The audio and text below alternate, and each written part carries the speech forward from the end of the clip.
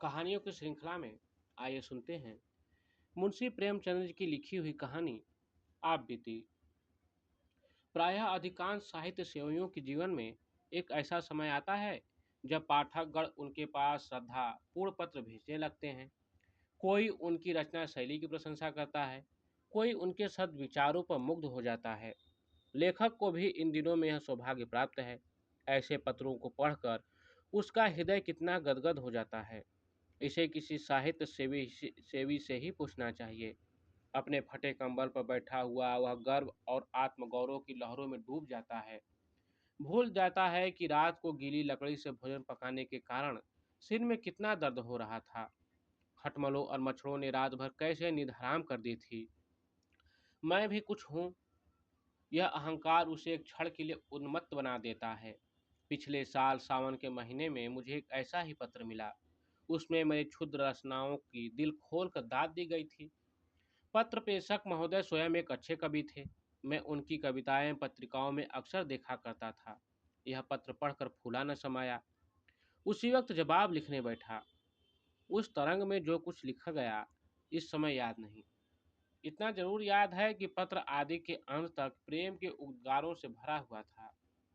मैंने कभी कविता नहीं की और न ही कोई गद्य काव्य ही लिखा, पर भाषा को जितना संवार सकता था उतना संवारा। यहाँ तक कि जब पत्र समाप्त करके दोबारा पढ़ा तो कविता का आनंद आया। सारा पत्र भाव लालित्य से परिपूर्ण था। पांचवें दिन कवि महोदय का दूसरा पत्र आ पहुंचा। वह पहले पत्र से भी अधिक मर्म स्पर्शी था। प्यारे भैया, यह कहकर मुझे संबोधित किया गया था। मेरी रचनाओं की सूची और प्रकाशकों के नाम ठिकाने पूछे गए थे। अंत में यह शुभ समाचार है कि मेरी पत्नी जी को आपके ऊपर बड़ी श्रद्धा है। वह बड़े प्रेम से आपकी रचनाओं को पढ़ती हैं। वह पूछ रही हैं कि आपका विवाह कहाँ हुआ है, आपकी संतानें कितनी हैं, तथा आपका कोई फोटो भी है। हो तो कृपया भेज दीजिए। मेरी जन्मभूमि और वंशावली का पता भी पूछ लिया गया था। इस पत्र विशेषतः उसके अंतिम समाचार ने मुझे पुलकित कर दिया।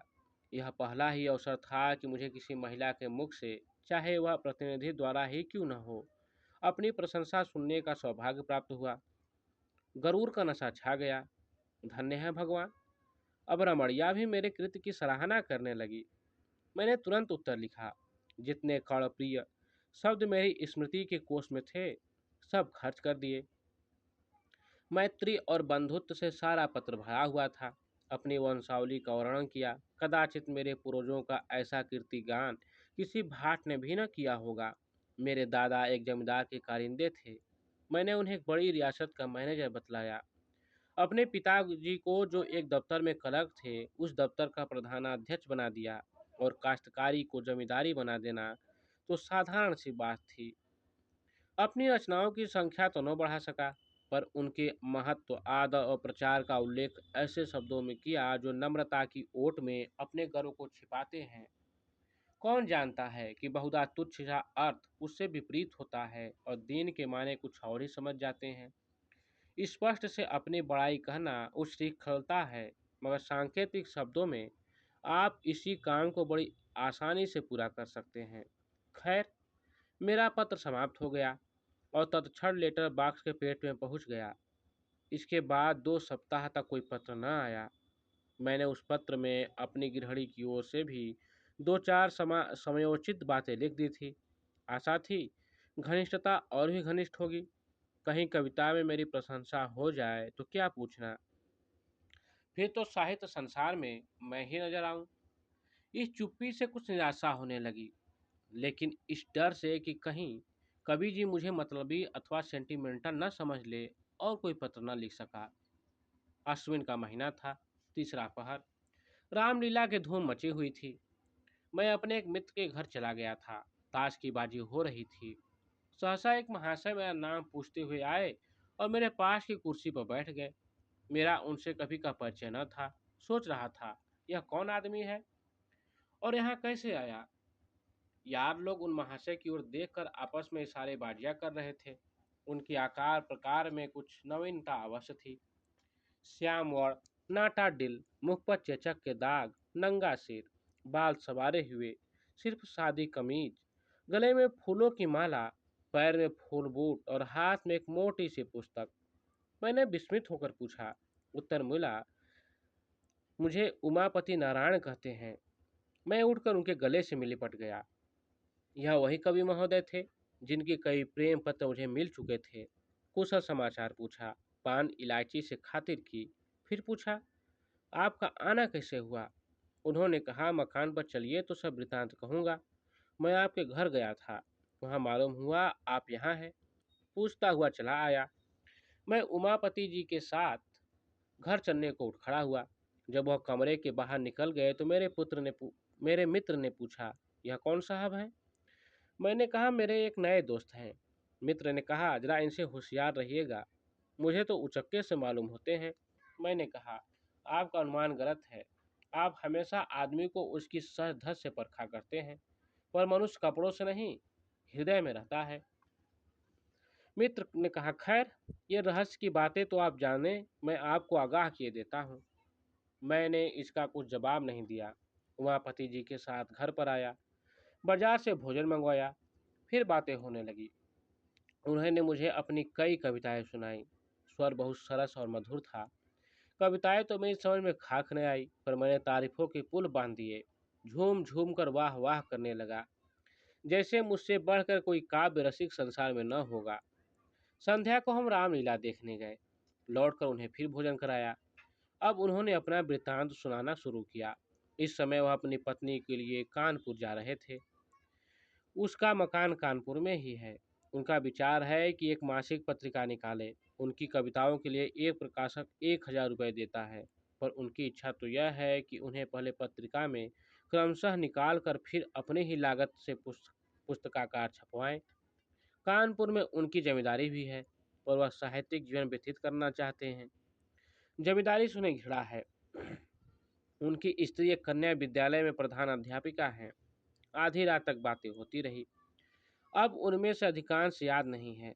हाँ, इतना याद है कि हम दोनों ने मिलकर अपने भावी जीवन का एक कार्यक्रम तैयार कर लिया था। मैं अपने भाग्य को सराहता था कि भगवान ने बैठे बैठाए ऐसा सच्चा मित्र भेज दिया। आधी रात बीत गई तो सोए। उन्हें दूसरे दिन 8 बजे की गाड़ी से जाना था। मैं जब सोकर उठा तब 7 बज चुके थे।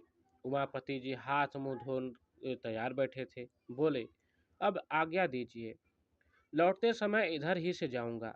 इस समय आपको कुछ कष्ट दे रहा हूँ, क्षमा कीजिएगा। मैं कल चला तो प्रातःकाल के 4 बजे थे। 2 बजे रात से पड़ा जाग रहा था कि कहीं नींद ना आ जाए। बल्कि यो समझिए कि सारी रात जागना पड़ा, क्योंकि चलने की चिंता लगी हुई थी। गाड़ी में बैठा तो झपकियाँ आने लगी। कोट उतार कर रख दिया और लेट गया। तुरंत नींद आ गई। मुगल सराय में नींद खुली। कोट गायब। नीचे ऊपर चारों तरफ देखा, कहीं पता नहीं। समझ गया किसी महाशय ने उड़ा दिया। सोने की सजा मिल गई। कोर्ट में 50 रुपए खर्च के लिए रखे थे, वे भी उसके साथ उड़ गए। आप मुझे 50 रुपए दें, पत्नी को मैके से लाना है, कुछ कपड़े वगैरह भी ले जाने पड़ेंगे। फिर ससुराल में सैकड़ों तरह के नेक जोग लगने हैं। कदम कदम पर रुपए खर्च होते हैं। न खर्च कीजिए तो हंसी हो। मैं इधर से लौटूंगा तो देता जाऊंगा। मैं बड़े संकोच में पड़ गया। एक बार पहले ही धोखा खा चुका था। तुरंत भ्रम हुआ, कहीं अब की फिर वही दशा न हो। लेकिन शीघ्र ही मन में इस अविश्वास पर अर्जित हुआ। संसार में सभी मनुष्य एक से नहीं होते। यह बेचारे इतने सज्जन हैं, इस समय संकट में पड़ गए हैं और मिथ्या संदेह में पड़ा हुआ घर में आकर पत्नी से कहा, तुम्हारे पास कुछ रुपए तो नहीं है? स्त्री ने कहा, क्या करोगे? मैंने कहा, मेरे मित्र जो कल आए हैं, उनके रुपए किसी ने गाड़ी में चुरा लिए। उन्हें बीवी को विदा कराने ससुराल जाना है, लौटती बार देते जाएंगे। पत्नी ने व्यंग करके कहा, तुम्हारे यहाँ जितने मित्र आते हैं सब तुम्हें ठगने ही आते हैं। सभी संकट में पड़े रहते हैं। मेरे पास रुपए नहीं है। मैंने खुशामद करते हुए कहा, लाओ दे दो, बेचारे तैयार खड़े हैं, गाड़ी छूट जाएगी। स्त्री ने कहा, कह दो, इस समय घर में रुपए नहीं है। मैंने कहा, यह कह देना आसान नहीं है। इसका अर्थ तो यह है कि मैं दरिद्र ही नहीं, मित्रहीन ही भी हूँ। नहीं तो क्या मेरे लिए 50 रुपए का इंतजाम न हो सकता? उमापति को कभी विश्वास न आएगा कि मेरे पास रुपए नहीं है। इससे तो कहीं अच्छा हो कि साफ साफ कह दिया जाए कि हमको आप पर भरोसा नहीं है, हम आपको रुपए नहीं दे सकते। कम से कम अपना पर्दा तो ढका रह जाएगा। श्रीमती ने झुंझलाकर संदूक की कुंजी मेरे आगे फेंक दी और कहा, तुम्हें जितना बहस करना आता है उतना कई आदमियों को परखना आता तो अब तक आदमी हो गए होते। ले जाओ, दे दो, किसी तरह तुम्हारी मर्जाद तो बनी रहे, लेकिन उधार समझ कर मत दो। यह समझ लो कि पानी में फेंक देते हो। मुझे आम खाने से काम था, पेड़ गिनने से नहीं। चुपके से रुपए निकाल ले और लाकर उमापति को दे दिए। फिर लौटती बार आकर रुपए दे जाने का आश्वासन देकर चल दिए। 7वें दिन शाम को घर से लौट आए। उनकी पत्नी और पुत्री भी साथ थी। मेरी पत्नी ने शक्कर और दही खिलाकर उनका स्वागत किया। मुंह दुखाई के 20 रुपए दिए। उनकी पुत्री को भी मिठाई खाने को 2 रुपए दिए। मैंने समझा था उमापति आते ही आते मेरे रुपए गिनने लगेंगे, लेकिन उन्होंने पहर रात गए तक रुपये का नाम भी नहीं लिया। जब मैं घर में सोने गया तो बीबी से कहा, इन्होंने तो रुपए नहीं दिए जी। पत्नी ने व्यंग से हंसकर कहा, तो क्या सचमुच तुम्हें आशा थी कि वह आते ही आते तुम्हारे हाथ में रुपए रख देंगे? मैंने तो तुमसे पहले ही कह दिया था कि फिर पाने की आशा से रुपए मत दो। यही समझ लो कि किसी मित्र को सहायतार्थ दे दिए। लेकिन तुम ही विचित्र आदमी हो। मैं लज्जित और चुप रहा। उमापति जी 2 दिन रहे। मेरी पत्नी उनका यथोचित आदर सत्कार करती रही, लेकिन मुझे उतना संतोष न था। मैं समझता था इन्होंने मुझे धोखा दिया। तीसरे दिन प्रातःकाल वो चलने को तैयार हुए। मुझे अब भी आशा थी कि वह रुपए दे कर जाएंगे, लेकिन जब उनकी नई राम कहानी सुनी तो सन्नाटे में आ गया। वह अपना बिस्तर बांधते हुए बोले, बड़ा ही खेद है कि मैं अब की बार आपको रुपए न दे सका। बात यह है कि मकान पर पिताजी से भेंट ही नहीं हुई। वह तहसील वसूल करने गांव चले गए थे और मुझे इतना अवकाश न था कि गांव तक जाता। रेल का रास्ता नहीं है, बैलगाड़ियों पर जाना पड़ता है। इसलिए मैं एक दिन मकान पर रहकर ससुराल चला गया। वहाँ सब रुपए खर्च हो गए। विदाई के रुपए न मिल जाते तो यहाँ तक आना कठिन था। अब मेरे पास रेल का किराया तक नहीं है। आप मुझे 25 रुपए और दे दें, मैं वहाँ जाते ही भेज दूंगा। मेरे पास सिक्के तक का किराया नहीं है। जी में तो आया कि टका से जवाब दे दूं, पर इतनी अशिष्टता न हो सकी। फिर पत्नी के पास गया और रुपए मांगे। अब कि उन्होंने बिना कुछ कहे सुने रुपए निकाल कर मेरे हवाले कर दिए। मैंने उदासीन भाव से रुपए उमापति जी को दिए। जब उनकी पुत्री और अर्धांगिनी जीने से उतर गई तो उन्होंने बिस्तर उठाया, मुझे प्रणाम किया। मैंने बैठे बैठे सर हिलाकर जवाब दिया। उन्हें सड़क तक पहुंचाने भी न गया। 1 सप्ताह के बाद उमापति जी ने लिखा, मैं कार्यदिवस बरार जा रहा हूँ, लौट को रुपए भेजूंगा। 15 दिन के बाद एक पत्र लिखकर कुशल समाचार पूछे। कोई उत्तर न आया। 15 दिन के बाद फिर रुपयों का तकाजा किया, उसका भी कुछ जवाब न मिला। 1 महीने के बाद फिर तकाजा किया, उसका भी यही हाल। एक रजिस्ट्री पत्र भेजा, वह पहुंच गया, इसमें संदेह नहीं, लेकिन उसका जवाब भी न आया। समझ गया, समझदार जोरू ने जो कुछ कहा वह अक्षरशः सत्य था। निराश होकर चुप रहा। इन पत्रों की मैंने पत्नी से चर्चा भी नहीं की और न उसी ने कुछ इस बारे में पूछा। इस कपट व्यवहार का मुझ पर वही असर पड़ा जो साधारणतः स्वाभाविक रूप से पड़ना चाहिए। कोई ऊंची और पवित्र आत्मा इस छल पर भी अटल रह सकती थी। उसे यह समझकर संतोष हो सकता था कि मैंने अपने कर्तव्य को पूरा कर दिया। यदि ऋणी ने ऋण नहीं चुकाया तो मेरा क्या अपराध? पर मैं इतना उदार नहीं हूँ। यहाँ तो महीनों सिर खपाता हूँ, कलम घिसता हूँ, तब जाकर नगद नारायण के दर्शन होते हैं। इसी महीने की बात है। मैंने यंत्रालय में एक नया कंपोजिटर बिहार प्रांत से आया। काम में चतुर जान पड़ता था। मैंने उसे 15 रुपया मासिक पर नौकर रख लिया। पहले किसी अंग्रेजी स्कूल में पढ़ाता था। असहयोग के कारण पढ़ना छोड़ दिया था। घर वालों ने किसी प्रकार की सहायता देने से इनकार किया। विवश होकर उसने जीविका के लिए यह पेशा अख्तियार कर लिया। कोई 17-18 वर्ष की उम्र थी। स्वभाव में गंभीरता थी। बातचीत बहुत सलीके से करता था। यहाँ आने के तीसरे दिन बुखार आने लगा।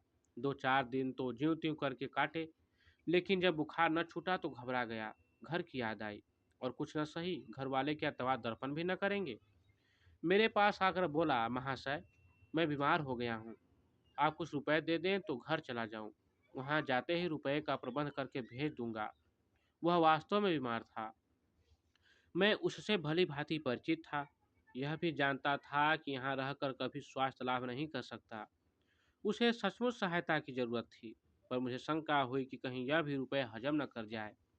जब एक विचारशील, सुयोग्य विद्वान पुरुष धोखा दे सकता है, तो ऐसे अर्धशिक्षित नवयुवक से यह कैसे आशा की जाए कि वह अपने वचन का पालन करेगा?